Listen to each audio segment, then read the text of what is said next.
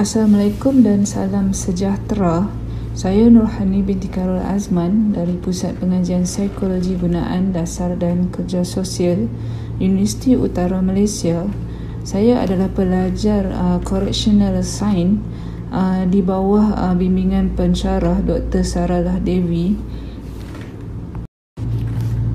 Di sini saya ingin membentangkan tentang tajuk pengaruh sikap pengguna jalan raya yang mempengaruhi peningkatan kes kemalangan maut.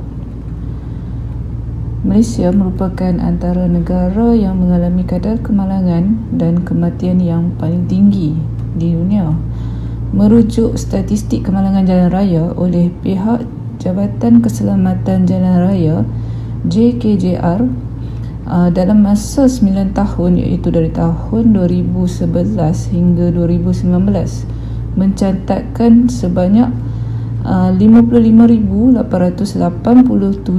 kes kemalangan maut, manakala purata kes kemalangan maut pada setiap tahun ialah 4,657 yang mencatat purata setiap hari sebanyak 13 kes. Hal ini menunjukkan jumlah kemalangan maut di Malaysia agak tinggi.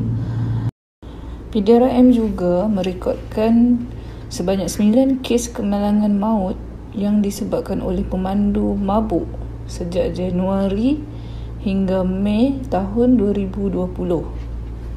Tidak dinafikan kemalangan maut merupakan salah satu masalah utama yang akan memberi kesan negatif kepada negara dari aspek ekonomi, sosial dan juga politik. Sebanyak mana sekalipun kerugian material dalam sesuatu kemalangan, implikasinya tidak sama dengan kehilangan nyawa. Tempat bergantung seorang, anak kehilangan ibu bapa, isteri kehilangan suami atau sebagainya. Apalagi jika mereka yang menjadi mangsa kemalangan bukan disebabkan kecuaian sendiri tetapi kerana kecuaian orang lain. Apakah hukuman yang dikenakan setimpal dengan kesalahan serta dapat memuaskan hati keluarga mangsa yang menderita termasuk kehilangan sumber pergantungan hidup? Di Malaysia, kesedaran dan keprihatinan isu kemalangan maut bermula agak lewat. Kesedaran tentang betapa seriusnya masalah kemalangan ini apabila berlakunya kemalangan maut yang dahsyat di Lebuh Raya Kuala Lumpur Karak pada bulan Jun 1990. Kemalangan ini yang telah meragut 15 nyawa sekaligus dan telah mencederakan 16 yang lain. Kejadian yang merintis kepada tertubuhnya satu jawatan kuasa yang dipanggil JKJR, Jabatan Keselamatan Jalan Raya, sebagai peneraju advokasi keselamatan jalan raya bagi meningkatkan kesedaran keselamatan jalan raya serta mengurangkan kadar kematian dan kecederaan akibat kemalangan jalan raya. Ada satu kes lagi yang kemalangan yang agak dahsyat yang berlaku pada 10 hari bulan 10 tahun 2010 yang melibatkan 2 buah bas dan 2 buah kereta serta sebuah van yang berlaku di kilometer 223 Lebuh Raya Utara Selatan, berdekatan dengan Plaza Tol Ampang Rembau, yang telah meragut nyawa seramai 12 orang, manakala yang 40 lagi yang mengalami kecederaan parah. Mengikut Akta Pengangkutan Jalan Raya 1987, kemalangan jalan raya yang ditaktifkan sebagai kemalangan atau kejadian yang mana kerosakan berlaku di atas mana-mana orang, harta, kenderaan, struktur atau haiwan dan berlaku di mana-mana jalan awam termasuklah jambatan, terowong, hentian sebelah, jalan bertingkat, jejambat, pazatul dan sebagainya. Penyiasatan kemalangan yang dilakukan oleh pihak berkuasa termasuklah mengklasifikasi cara kematian, iaitu sama ada ia merupakan kemalangan biasa, bunuh diri ataupun kes bunuh. Siasatan kes kemalangan adalah disiasat oleh pegawai penyiasat trafik yang telah dilantik. Semua maklumat yang didapati daripada penyiasatan tempat kejadian, temu bual terhadap saksi dan beban untuk membuktikan seseorang itu menyebabkan kematian dengan memandu secara cuai ataupun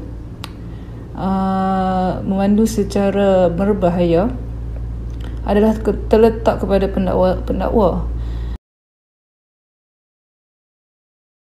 Yang menjadi persoalan sekarang, mengapakah kemalangan jalan raya terus berlaku? Setiap kemalangan jalan raya yang berlaku mempunyai hubung kait dengan faktor manusia, faktor mekanikal, faktor kenderaan, faktor jalan raya dan juga faktor cuaca dan haiwan. Antara faktor-faktor yang berikut, faktor kemanusiaan lah yang merupakan faktor yang paling dominan dalam menyumbang kes kemalangan maut. Sikap buruk seperti tidak berdisiplin, tidak bertimbang rasa, angkuh, mahu cepat sampai, tidak sabar, agresif dan gagal menghormati undang-undang adalah antara sikap negatif yang akan mengundang kepada kemalangan jalan raya maupun kemalangan maut. Sikap negatif yang lain contohnya seperti memandu laju dan melulu, dan terdapat juga pengguna yang memandu laju disebabkan ingin cabaran dan keseronokan. Sikap pengguna jalan raya yang memandu di bawah pengaruh alkohol juga ada, yang mabuk, yang telah melebihi had minimum yang telah ditetapkan sehingga menyebabkan kematian kepada pengguna jalan raya yang lain.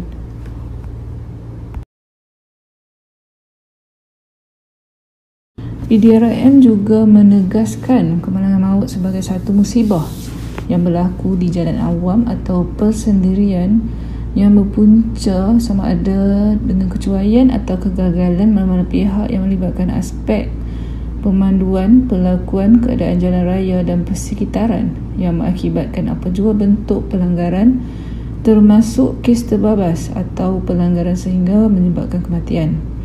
Satu kajian yang telah dibuat oleh Wari anak lelaki Q di USM pada tahun 2011 tentang kemalangan jalan raya daripada perspektif perancangan fizikal jalan. Kajian tentang hubungan di antara bentuk perancangan fizikal jalan dengan jumlah kemalangan di kawasan kajian. Serta ada satu lagi kajian tentang oleh Nordin bin Manan pada tahun 2010 tentang ke arah mengurangkan kemalangan maut, mengkaji tentang punca yang menyebabkan kemalangan maut dan cara yang sesuai yang boleh mengurangkan kadar kemalangan maut. Kajian yang dijalankan adalah untuk mengkaji punca mengapa dan kenapa kemalangan maut sering berlaku dan sikap pengguna jalan raya dengan keterlibatan dalam kemalangan maut di Malaysia. Selain itu, kajian juga bertujuan untuk mencari kaedah dan cara yang sesuai bagi mengurangkan kadar kemalangan maut. Persoalan kajian adalah apakah terdapat hubungan antara sikap pengguna jalan raya dengan kemalangan maut dan apakah hubungan antara kelajuan dan kemalangan maut.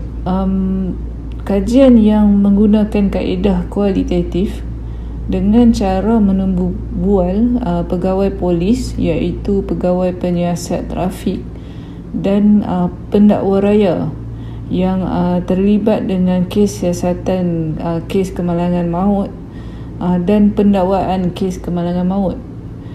Dan kajian akan menembual mereka ini untuk mengetahui tentang punca kemalangan maut berlaku dan sikap pengguna jalan raya yang mempengaruhi kes kemalangan maut meningkat. Kajian bertujuan juga mencari kaedah yang sesuai bagi mengurangkan kes kemalangan maut dari sudut penguatkuasaan oleh pihak polis dan pendakwaan oleh pihak pendakwa raya. Kajian akan memberi fokus kepada kes kemalangan maut dan sesi menembual pegawai polis iaitu pegawai penyiasat trafik dan pendakwa raya yang pernah mengendalikan ataupun telah mengendalikan kes kemalangan maut di Malaysia. Secara kesimpulannya, kajian ini dibuat atas dasar supaya kes kemalangan maut dapat dikurangkan. Selain itu, untuk memberi kesedaran kepada pengguna jalan raya yang menjadi punca utama pada kes kemalangan maut. Seterusnya, supaya dapat memperbaiki kelemahan-kelemahan yang ada dari sudut PDRM dan oleh pegawai penyiasat trafik dan juga dari sudut pendakwaan oleh pendakwa raya. Itu saja pembentangan saya pada hari ini, iaitu pengaruh sikap pengguna jalan raya yang mempengaruhi peningkatan kes kemalangan maut. Sekian, terima kasih.